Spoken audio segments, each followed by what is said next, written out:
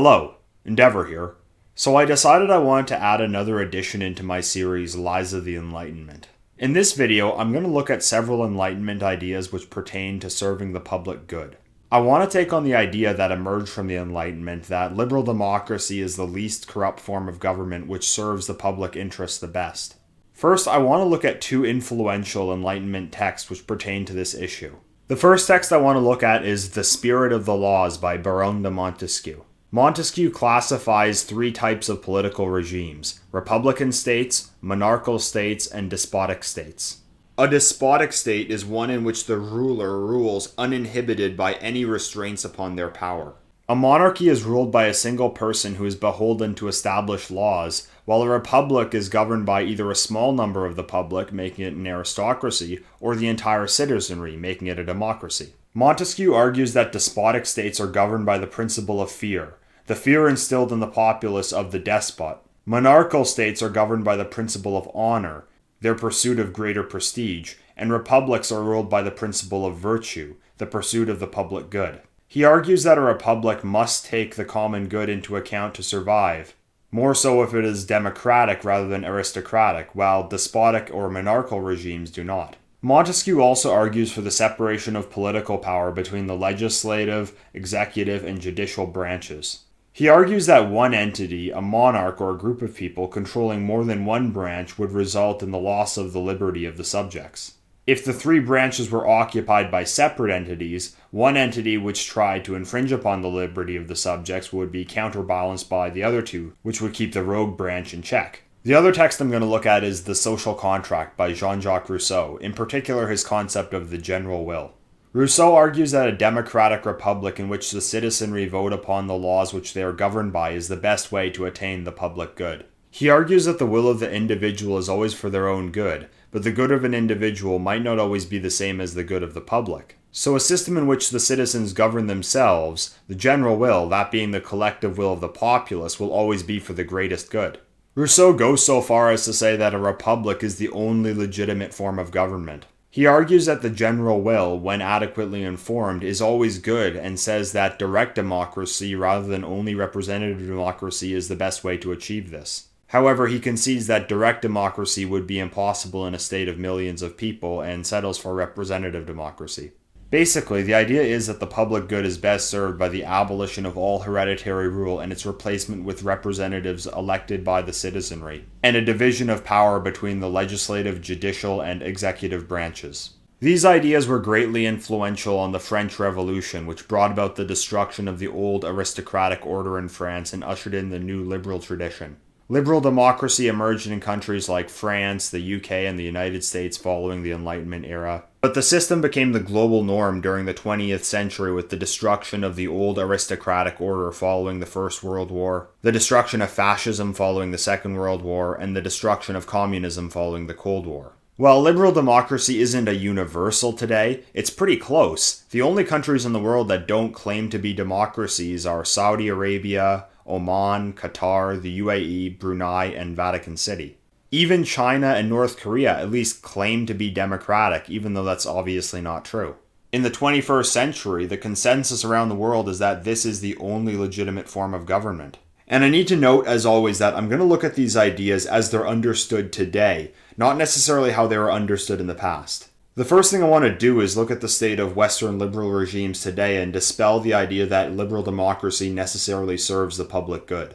First of all, the idea that it serves the general will. I'll link you to a video by Alternative Hypothesis which shows just how little influence public opinion has on policy in the United States. He goes over a study which shows that the likelihood of policies being passed is greatly influenced by elite support or lobbying, but middle-class support has almost no influence at all. He also compares it to another study of public opinion in non-democratic regimes. He finds that public opinion is actually more influential on policy in authoritarian regimes than in the liberal democratic United States. So the idea that America is governed by the general will is completely false. Secondly, the idea that liberal democracy puts public interest over private interest. Throughout their entire histories as liberal regimes, both the United States and the United Kingdom have had enormous wealth gaps between the rich and the poor. The size of the gap between the rich and the poor has fluctuated over time, but since the 1970s, It has sharply increased, with more and more wealth being concentrated in the top 1% richest. In the past year, the gap between the rich and the poor has gotten way bigger. With the COVID scam, there was a huge transfer of wealth from the middle class to the elites. Though it's probably hard to get an accurate picture of this, some sources I've seen have suggested that income inequality in the United States or Britain today is greater than France in the 18th century under absolutism. So the idea that representative liberal democracy ensures that a regime will put public interest above private interest is also false. Lastly, the idea that this system gives the citizenry liberty. After this past year, this should just be patently false. These liberal regimes, with their division of power, have effectively confined their entire citizenry to their homes for an entire year, and they're now capable of controlling every aspect of their lives. No monarch has ever had this amount of power. It doesn't matter how much you divide power, a decentralized system is just as capable, and in fact I'd argue more capable, of taking away people's liberties as any system where power is centralized. So liberal democracy in its current incarnation in the West today certainly does not serve the public good. So how can the public's interest be best served? Before I look into this, I need to establish that all regimes are hierarchical. That's just how human societies develop.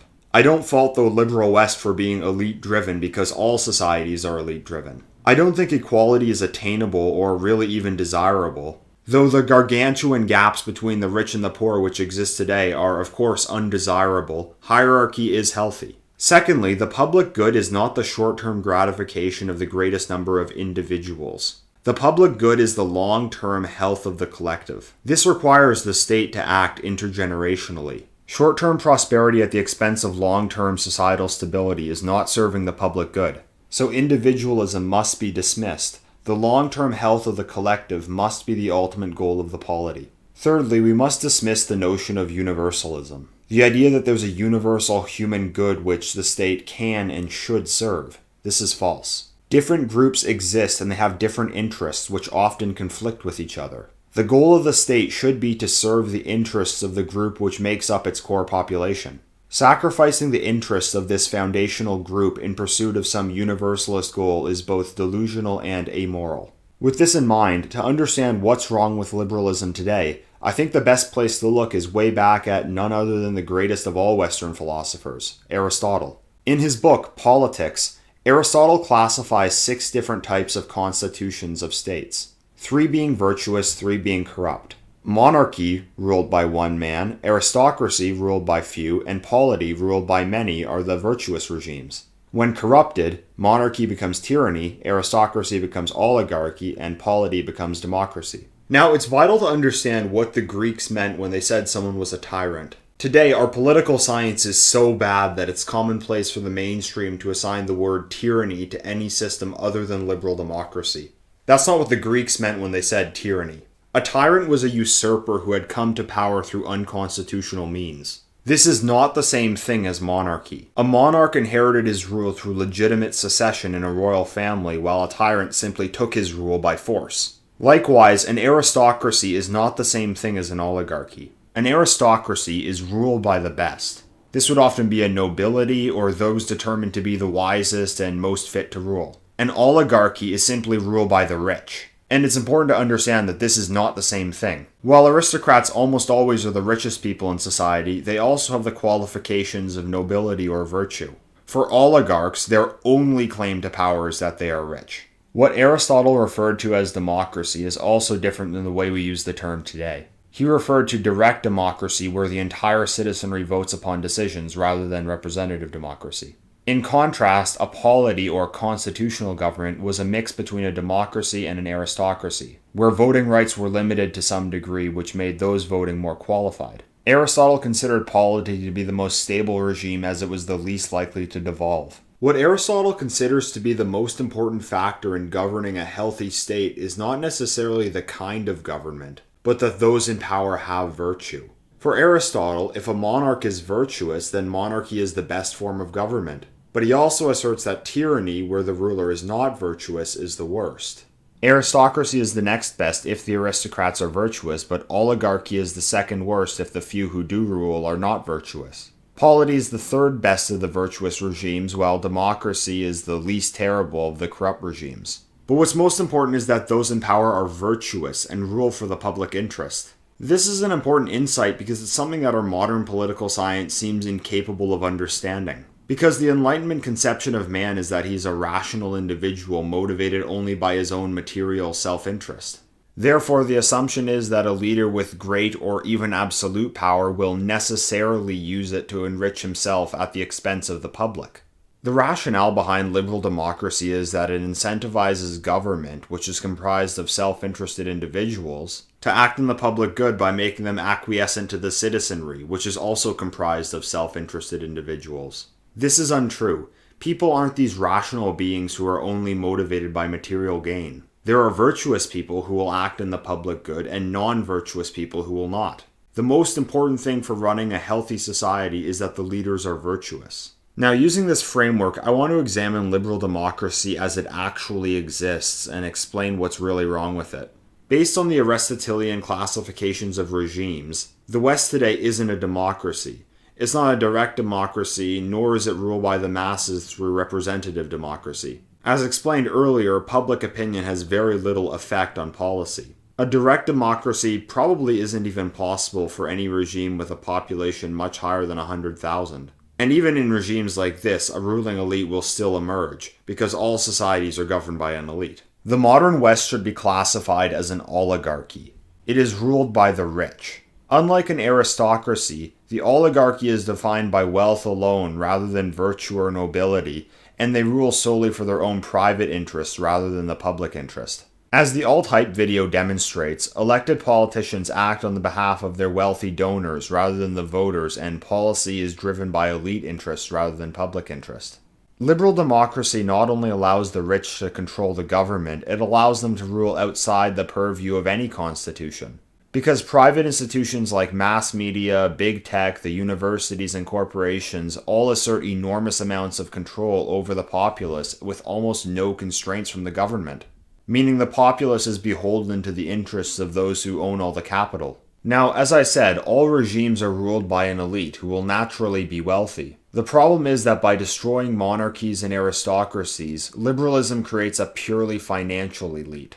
The elites are just as wealthy as any king or aristocrats, if not more, but their rule is not grounded in any kind of tradition which binds them to the wider society they govern. So they don't really have any interest in the long-term health of society because they don't derive any kind of prestige from its success or lose any from its failure. Over the past 6 decades, the elites have literally facilitated the physical replacement of the native populations of the Western world, along with their entire culture, religion, and heritage. Why?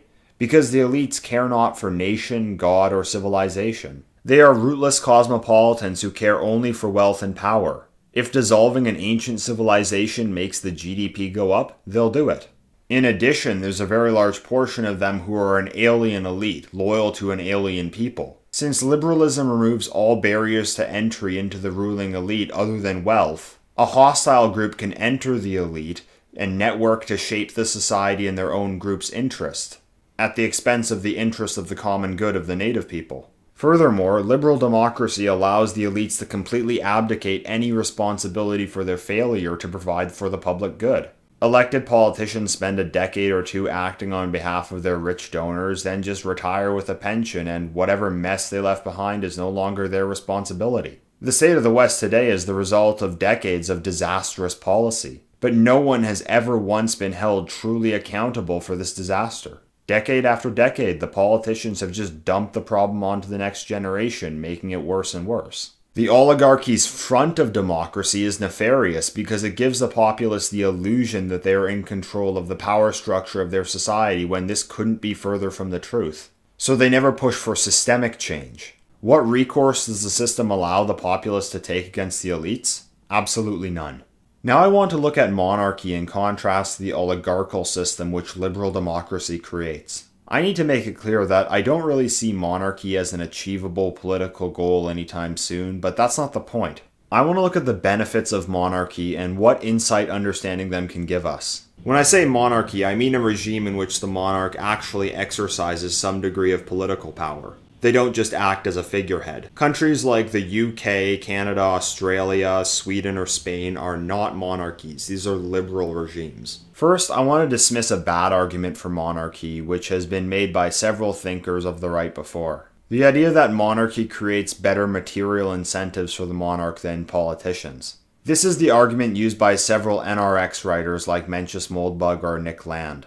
Moldbug advocated neo-cameralism, where a society would be governed by a kind of CEO who would govern like running a corporation. Nick Land's argument for monarchy is that the king's kingdom is like his own private property, while a democracy is a politician's public property. The argument is that the king has interest in his own property while the politician does not. The problem is that this argument still operates under the liberal Enlightenment assumption that man is a rational creature and that he only responds to his own individual material incentives. The argument is that by giving power to a few rather than the masses, those in power are incentivized to pursue the public good. But this misses the real nature of monarchy or traditional aristocracy. It fails to understand, as the Greeks understood, the fundamental difference between an illegitimate tyranny and a legitimate monarchy. A CEO and a monarch are not the same thing, even if they are both the one man on the top. A monarch has interests in the long-term health of his society which go far beyond his own personal wealth. First, I want to point out that monarchy seems to be the human norm anthropologically.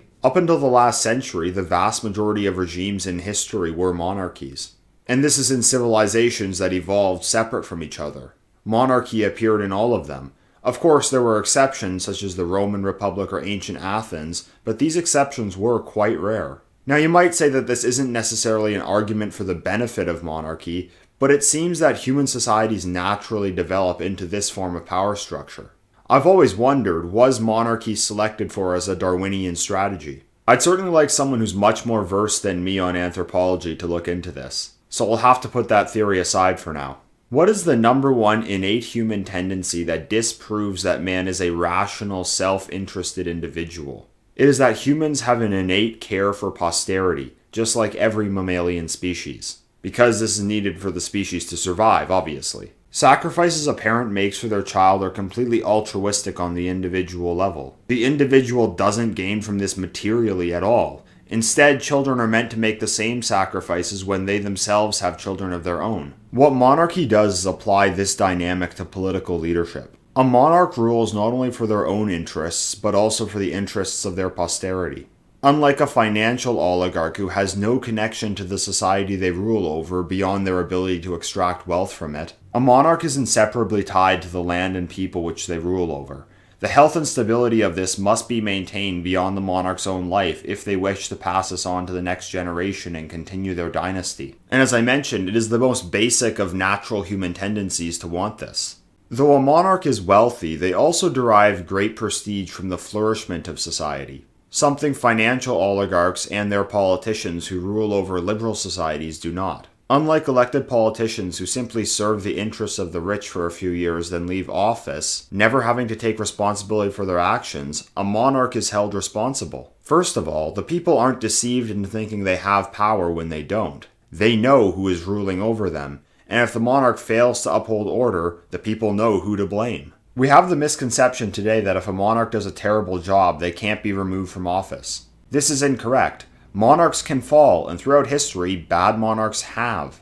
A monarch that fails to uphold order loses not only their own throne, but loses it for their posterity as well. And sometimes they lose their head. It's much easier to remove one monarch than to remove an entire international financial elite from power. So the monarch is actually more beholden to the people. As for the issue of divisions of power, much like with direct democracy, a state beyond the size of a small city couldn't possibly be governed by one person. A monarch does share their powers, usually with the nobility or some kind of aristocracy. There's numerous levels to the hierarchy, it's not simply one person ruling over everyone else. The monarch's power is shared with aristocrats who similarly are tied to the land and people which they rule over, and have the same vested interest in prestige and posterity. As for rule of the best, people raised in noble families are most likely to be the best fit to rule. They are raised by their families for that exact purpose and have the most resources available to help them develop into that role. Now I need to stress again that monarchs and aristocrats who rule over traditional regimes aren't really any richer than the financial elites who rule over liberal regimes. The difference is that the monarch has very important symbolic value for the society they govern, which the businessman or politician does not. There are plenty beloved monarchs throughout history. There are very few democratically elected politicians to ever reach such status. In the last century, has there been any politician in the liberal West to reach the status of a Charlemagne, Alfred the Great, or Louis IX? Simple answer is no. Let's consider the Palace of Versailles in France. You can point out that it's excessive, but it truly is a wondrous cultural achievement. It was built by the old French monarchy, but today it remains a symbol of national pride for France, centuries after its construction. Millions of people travel to visit the Palace of Versailles every year. The question of whether or not tourism is a good thing I will put aside. What this does show is that the Palace of Versailles is awe-inspiring. It's an example of the value of monarchy as a cultural institution. Centuries from now, will anyone feel awe-inspired by Jeff Bezos' house and travel across the world to see it? No, Jeff Bezos is a soulless cosmopolitan with no connection to America beyond the money that he can extract from it. The only thing his house will ever inspire is the selfish pursuit of money. You also have to compare monarchy and liberal democracy on a civilizational level. Sure, there were examples of bad monarchs and suffering under their rule, but over the course of history, the institution of monarchy has offered stability. In contrast, the idea of liberal democracy is about 3 centuries old, but the current universalist egalitarian iteration only came about around a century ago, and only became the norm following World War II. We need to remember that long-term societal health is more important than short-term individualistic prosperity. Sure, the past century might have been economically prosperous, but that prosperity is already in steep decline. Much like if how a person spent a year not working, eating and drinking whatever they wanted, not exercising, and racking up debt on parties, vacations, and consumer goods, they might enjoy themselves for a short period of time, but that's hardly the way to live a long, healthy, and fulfilling life. In the same respect, sacrificing future civilizational health and stability for short-term material prosperity is not a virtuous way to rule. These are the benefits of traditional authority structures like monarchy or aristocracy in contrast to the modern liberal democratic system. However, I don't believe that it's possible to implement them anytime soon. They were based upon long-established traditions which no longer exist and can't simply be created out of nothing. However, I believe that there's value in looking at the benefits that these systems provided and applying it to the world today. So what is the real takeaway from all of this? What do stable societal orders have which liberal democracy does not? The answer is skin in the game.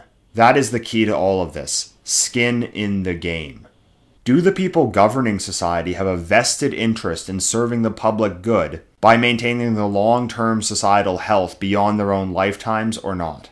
Are they loyal to the people whom they govern? And will they be held accountable for their actions? These are the questions which matter. This is how you know who will serve the public good and who will not. That needs to be the basis for whatever power structure is to replace liberal democracy in the future. That power is given to those with skin in the game. This can take several different forms. I've already shown this for monarchy, but what are some other forms? One aspect of this historically has been religion. That those who are entrusted with the reins of power must swear on the altar of God that they will rule justly. Monarchs in the past have seen themselves as having a divine right to rule. Hence, God will hold them accountable. Another example of this is that there were some states in America which made it illegal for atheists to hold public office because they couldn't be trusted if they didn't have a religious conscience. In postmodernity, when nothing is held as sacred, we're taught to believe that religion was cynical and only a means of control. But historically, this wasn't the case. There were many rulers who truly did believe that God was going to hold them accountable, and they were better leaders as a result. Another way to ensure that the rulers have skin in the game is that they must be of the same tribe as those they rule. In the ancient Greek city-states, citizenship and political power was limited to those of native birth. Even ancient Athens was a democracy for a period of time, but it wasn't a liberal democracy. Athens was an ethno-state. Only men of Athenian birth who belonged to specific tribes, which wasn't the entire population, were allowed to participate in the democracy, because they were the ones with an ethnic connection to Athens, hence skin in the game. I do agree with Aristotle and Plato's criticisms of Athenian democracy. It was a bad system for the time, but even then, they understood the importance of skin in the game. One of my favorite videos I've made was on an interesting historical occurrence which took place under Athenian democracy. Any just and virtuous system of government will account for skin in the game. While I like the idea of monarchy, I'm not particularly ideological about what system exists in the future. What I care about is, do the elites who end up in charge have skin in the game or not? And I would support any form of government that ensured that the elites were loyal to us, they had a vested interest in long-term stability, and that they could be held accountable for their actions. What exactly that will look like will be determined by future circumstances. It could be a completely new form of government that exists in the future. I have an open mind in this regard. A great way to look at this is through Carl Schmitt's friend-enemy distinction.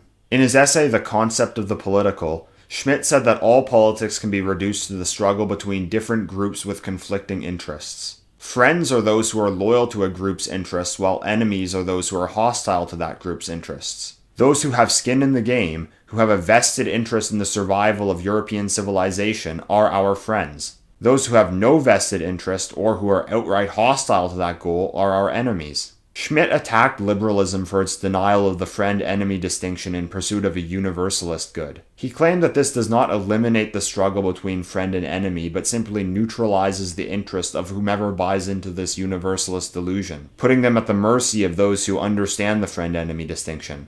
This is what liberal democracy has done to people of European descent in the West. It has removed all barriers to holding positions of power in Western society other than wealth under the guise of universalist egalitarianism. It has neutralized the legitimacy of the group interests of different European descended peoples and opened the door to a group of people who do understand the friend-enemy distinction to reorient Western society to serve their own group interests. They consciously promote those of their own group to positions of power because they know that's who's going to be loyal to their interests.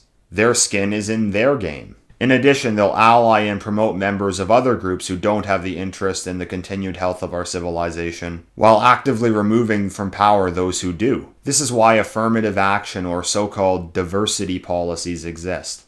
It's to remove anyone who is loyal to the group interests of white European people from positions of power, and to promote those who are hostile to our interests. It's the friend and the enemy. And this is how we need to start looking at this. We need to get out of this rationalist, individualistic, incentive-based understanding of how the public good can be best served, and get rid of the idea that the public good is universalist. We need to start seeing it as a friend-enemy conflict. We want our friends to have as much power as possible, and our enemies to have as little power as possible, because our friends are the ones who have skin in the game. That needs to be the basis for any parallel institutions going forward and whatever system is created in the future. And seeing as we are up against a decentralized international financial elite who rule through mass indoctrination, cultural deprivation, and economic blackmail, they can only be stopped by a political entity using the force of the state against them in our favor. That cannot be done through liberalism. Ultimately, the problem with liberal democracy is that it doesn't hold leaders accountable. The goal of any polity is to uphold the long-term health and stability of the core group which it is founded on. To do that, it must be ruled by the most virtuous, who are loyal to those who they rule and have a vested interest in achieving this goal. The key to this is skin in the game. And that's how you best serve the public good. If you enjoyed this video, please like, share, and subscribe. It's vital at this time that we support alt tech, so if you're watching this video on YouTube, please subscribe to me on Odysee as well. Odysee will be the replacement for YouTube going forward. I also ask that you follow me on Telegram, which will be the replacement for Twitter. And if you'd like to support my work with a donation, you can do that too. All links are down below. Thank you for listening. Till next time, endeavor.